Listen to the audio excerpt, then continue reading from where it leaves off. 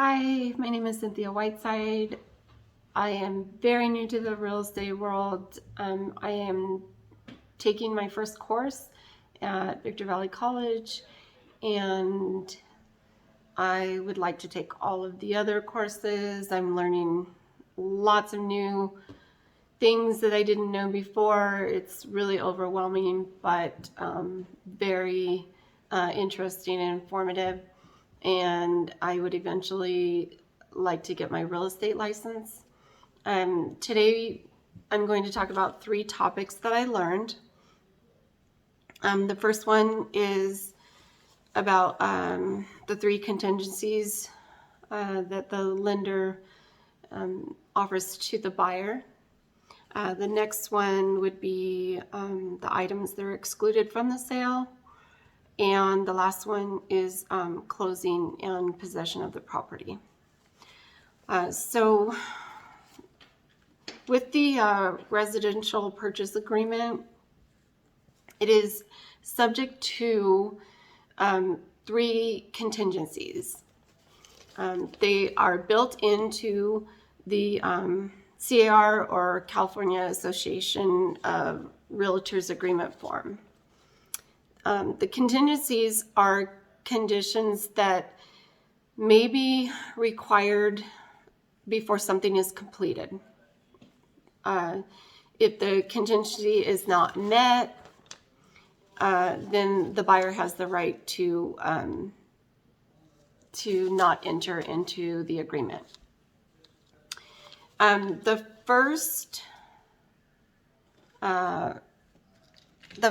thing that the buyer has the right to is inspection of the property. If the property does not meet their standards before fully committing, the buyer has the right to cancel. The next thing is the buyer has a right to the property appraising for what it is on the market for. So like if it's $450,000, but the appraisal comes in lower at $400,000, then the buyer has the right to either renegotiate the price or they can cancel, and that is without penalty.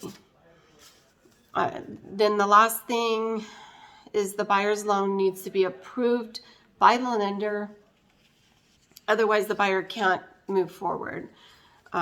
This is in a written contract for 21 days, and then the buyer must release their contingencies. And so those are the 3 contingencies that are built into the purchase agreement. Then the next thing is the items that are excluded from the sale. So if you have items that are attached, say like there's a TV or furniture that you've earthquake proofed your home, so they're attached by brackets, the seller has the right to remove those items from the brackets. If they ask about the brackets themselves, there is the possibility that the brackets can be removed, but the wall needs to be patched. It doesn't have to be a professional job, but they do have to patch the holes. And then the last thing that I'm going to talk about is closing and possession. So this has to do with, is the buyer going to live on the property? The reason why this is important, and I have a list of reasons. So the first one is liquidation damages.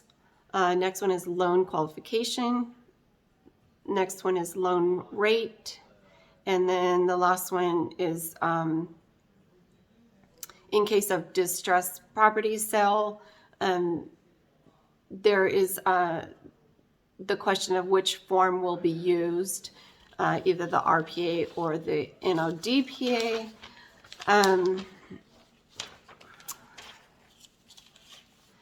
If the if the buyer is not going to live on the property, because in the paperwork it defaults to the buyer is going to live there on the property.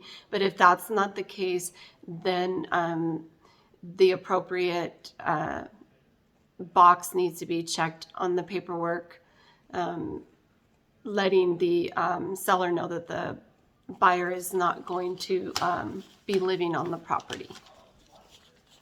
So those are my 3 topics. The first one was the contingencies. They had the 3 contingencies. So the buyer is able to inspect the property. They're able to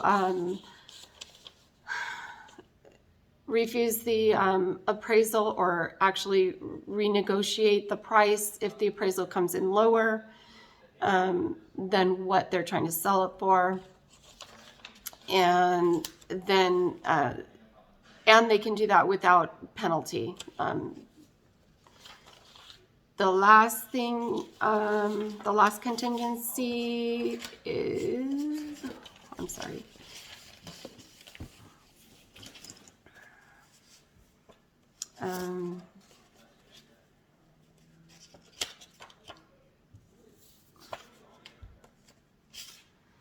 Oh, the